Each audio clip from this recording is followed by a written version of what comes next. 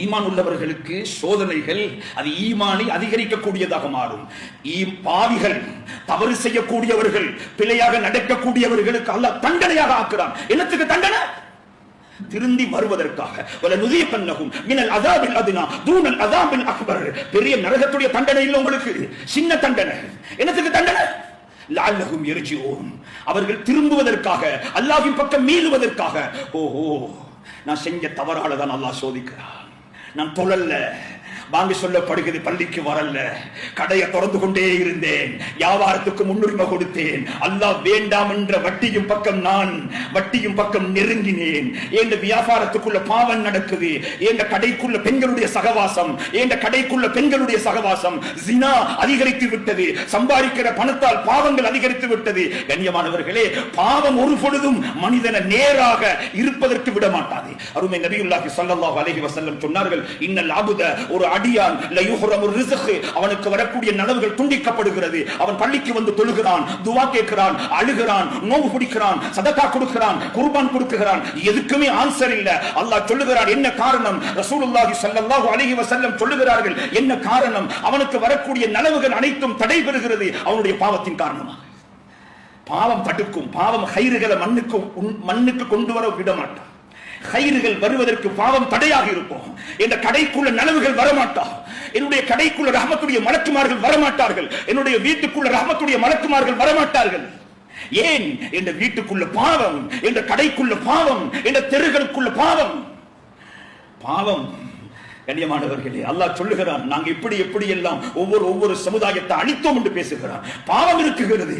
ரப்பு ஒவ்வொரு பாவத்துக்கும் ஒவ்வொரு விளைவை உண்டாக்குவான். எப்ப மக்கள் இஸ்திக்ஃபார் செய்வார்களோ அப்பொழுது அல்லாஹ்வுடைய கோபம் தணியும்.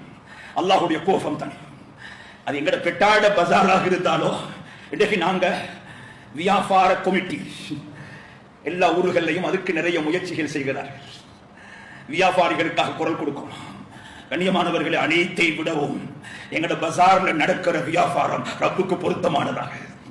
எங்கட பஜாருக்கு மலக்குமார்கள் இறங்கணும், எங்கட கடைகளுக்கு ரஹ்மத் இறங்கணும். இதுக்கு ஒரு கமிட்டி தேவை, இதுக்கு ஒரு முயற்சி தேவை, இதுக்கு நாங்க பாடுபடணும். வெறும் உலக லாபங்களை அடைவது நோக்கம் அல்ல. ரப்புடைய சந்தோஷத்துக்காக பிசினஸ், ரப்புடைய சந்தோஷத்துக்காக வியாபாரம், ரப்புடைய சந்தோஷத்துக்காக குடும்ப வாழ்க்கை. இந்த நிலைமை எங்களுக்கு உண்டாகணும். கண்ணியமானவர்களே, அல்லாஹ்வுடைய ஒவ்வொருவர்களும் வித்தியாசமான பாடத்தை படிக்கணும். இன்றைக்கு நாங்க ஒவ்வொரு பஜார்லையும் பார்க்கிறோம், தொழுகை வீதம் ரொம்ப குறைவு. 100 வியாபாரிகள் இருப்பார்கள் என்று சொன்னால் அதில் 30% தொழுகையாளிகள், 40% தொழுகையாளிகள், 60% தொழுகை இல்லாதவர்கள். கடையில வேலை செய்யக்கூடியவர்கள் தொழுகை இல்லாதவர்கள், பாவத்தோடும் முசீபத்தோடும் சம்பந்தப்படக்கூடியவர்கள்.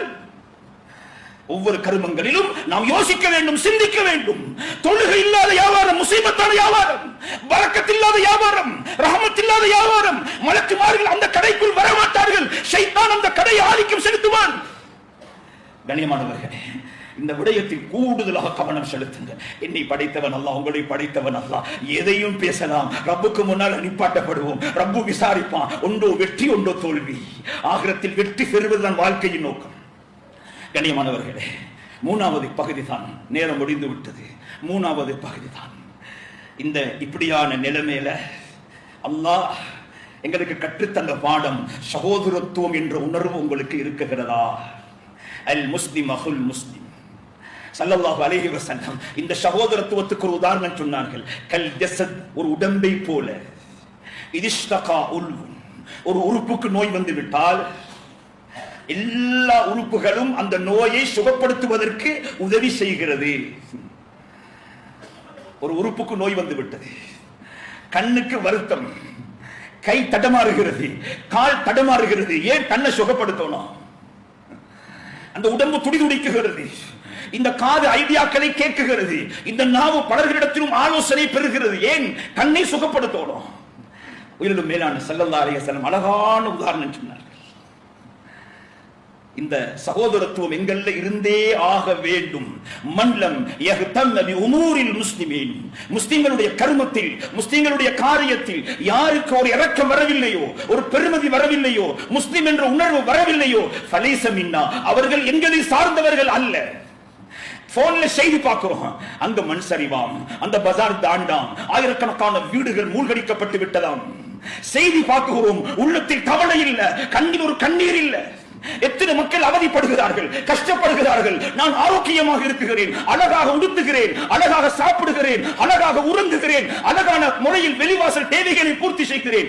அந்த மக்களுக்கு வீடு வாசல் இல்ல, உடுப்பதற்கு உடுமானம் இல்ல, சாப்பிடுவதற்கு உணவு இல்ல. இன்று வரைக்கும் நிகழ்வுகள் நடந்து 14வது நாள் ஆகிறது. இன்று வரைக்கும் 2 கிழமைகள் ஆகிறது. கண்ணியமானவர்களை துயரத்தில் வாடுகிறார்கள். நாம் கடைகளை திறந்து வியாபாரம் பண்ணுகிறோம், அங்கே இதுவரைக்கும் கடைகள் மூடப்பட்டிருக்கிறது. தத்தளித்துக் கொண்டிருக்கிறார்கள், மனதால் நொந்து போயிருக்கிறார்கள், நோயாளிகளை வைத்துக் கொண்டு தவித்துக் கொண்டிருக்கிறார்கள், கஷ்டத்தோடு சிரமத்தோடு வாடிக்கொண்டிருக்கிறார்கள். இவர்களுடைய கண்ணீரை யார் துடைப்பது? இவர்களுக்காக வேண்டி யார் குரல் கொடுப்பது? இஸ்லாமிய சகோதரர்கள், முஸ்லிம் என்ற உணர்வு உண்டாக வேண்டும். கண்ணியமான சகோதரர்களே, பலர்களும் பலதை பேசலாம். இல்ல, நாம பயணித்து அந்த மக்களை பேட்டி கண்டு பாருங்கள். ஒரு தாயை பேட்டி கண்டோம். அந்த தாயிடத்தில் நிர்வாகிகள் போய் பேட்டி காணுகிறார்கள். பேசிக்கொள்ள முடியாமல் விதவையான தாய், கணவனை இழந்த தாய், 2 குமர பிள்ளைகளோடு வாழக்கூடிய தாய், வீடு மூழ்கடிக்கப்பட்டு விட்டது தண்ணீரால், சொத்துக்களை இழந்து விட்டார்கள். என்னம்மா உனக்கு நடந்தது என்று கேட்ட பொழுது பதில் சொல்ல முடியாமல் மயங்கி கீழே விழுந்து விட்டார். அந்த உள்ளம் எவ்வளவு நொந்து போயிருக்கும், எவ்வளவு வாடிக்கொண்டிருக்கிறது. கண்ணியமானவர்களே, யோசித்து பாருங்கள், சிந்தித்து பாருங்கள். சமூக பற்று உண்டாக வேண்டும். எங்களுடைய சமூகத்துக்காக கண்ணீர் வடிக்க வேண்டும். நாங்கள் அன்று அவர்கள் கவலை கண்ணீர் வடித்தார்களா, நாம் அவர்களை ஆனந்த கண்ணீர் வடிக்க வைக்க வேண்டும்.